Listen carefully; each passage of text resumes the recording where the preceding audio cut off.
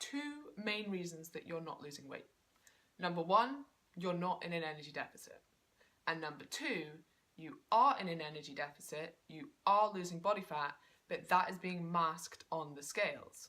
Let's briefly look at how fat loss can be masked on the scales. Water retention in various forms is your biggest player here. So for ladies, your menstrual cycle can make you retain water. This is due to hormonal fluctuations around your cycle, and this can easily mask 1 to 2 weeks of fat loss. And in some situations, it can even make it look like you've put on body fat. But if you are in a deficit, you have not. The carbohydrate content of your diet can also play a role here.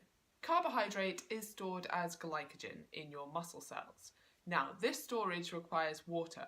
So for 1 part glycogen, you need 3 parts water, which is how increased carbohydrate intake, especially if you're used to having a low carbohydrate intake, can increase your weight. Now, importantly, this weight increase is not fat. So if you go from eating a low carbohydrate diet to a high carbohydrate diet, you often see a bump up on the scales. This is water retention, not fat. It is often wrongly attributed to fat gain.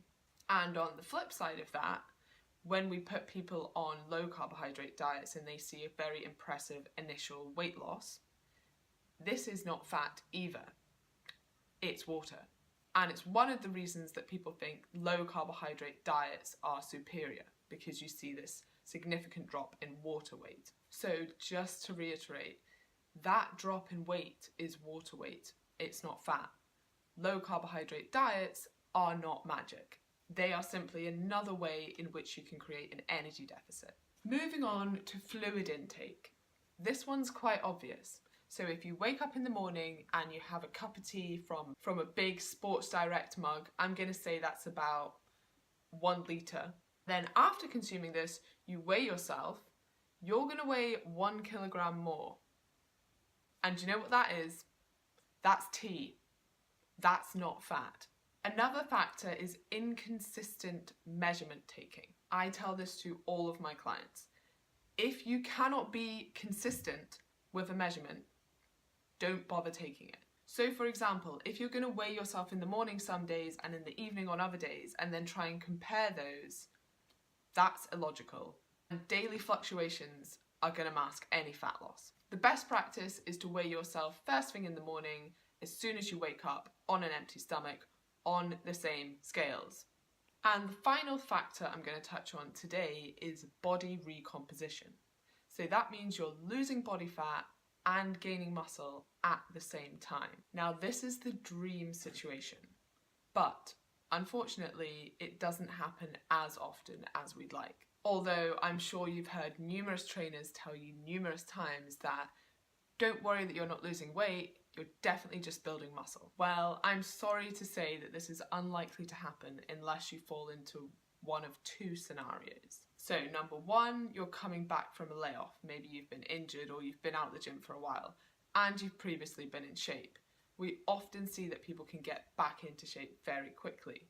And there's a theory that there's some kind of muscle memory or fat cell memory involved in this, where you can build muscle and lose body fat at the same time. In my opinion, it's probably more to do with the fact that that person's been in shape before, thus they know how to get back into shape.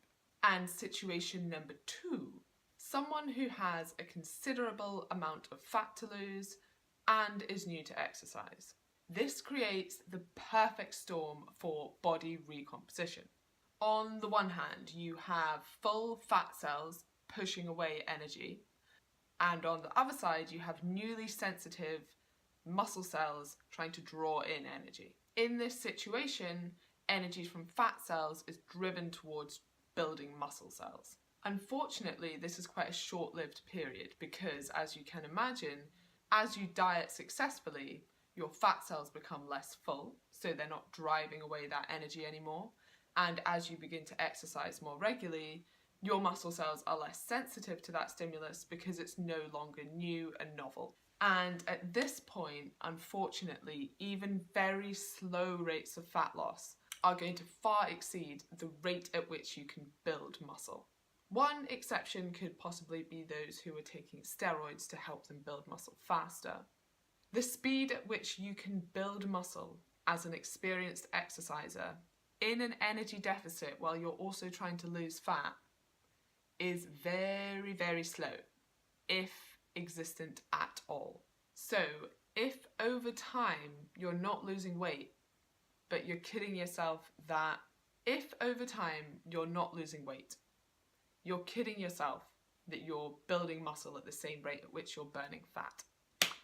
And that wraps up the ways in which fat loss can be masked on this scale.